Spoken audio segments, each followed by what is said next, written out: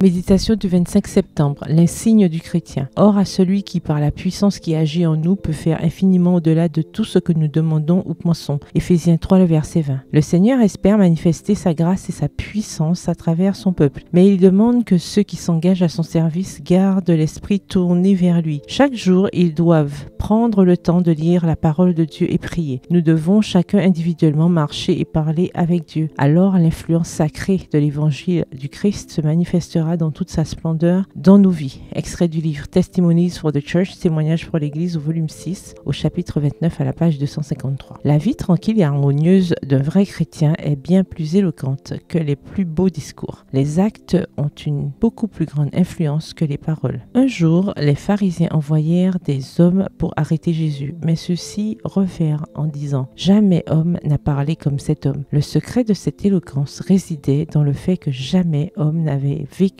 comme lui. S'il s'était comporté différemment, il n'aurait pu parler comme il le faisait. Il possédait une puissance de conviction qui lui venait d'un cœur pur et saint, plein d'amour et de sympathie, de bienveillance et de vérité. C'est notre caractère et notre expérience qui déterminent notre influence sur les autres. Pour convaincre de la puissance de la grâce du Christ, il faut l'avoir éprouvé dans son propre cœur. L'évangile qui sauve les âmes est celui qui sauve la nôtre. C'est grâce à une foi réelle en Jésus comme notre sauveur personnel que nous pouvons exercer une influence dans un monde sceptique. Si nous voulons attirer les pécheurs hors du torrent impétueux, nos pieds doivent être affermis, posés sur le rocher qui est Jésus-Christ. L'insigne du chrétien n'est pas extérieur. Il ne consiste pas en une croix ou une couronne. C'est l'union de l'homme avec Dieu. La puissance de la grâce divine manifestée dans la transformation du caractère convaincra le monde que le Seigneur a envoyé son Fils pour le racheter. Aucune influence n'a plus de force sur l'âme humaine que celle d'une vie désintéressée. L'argument le plus puissant en faveur de l'Évangile, c'est un chrétien aimant et aimable. Extrait du livre Le ministère de la guérison, les besoins de l'ouvrier à la page 405. Bonne soirée, que l'Éternel vous bénisse.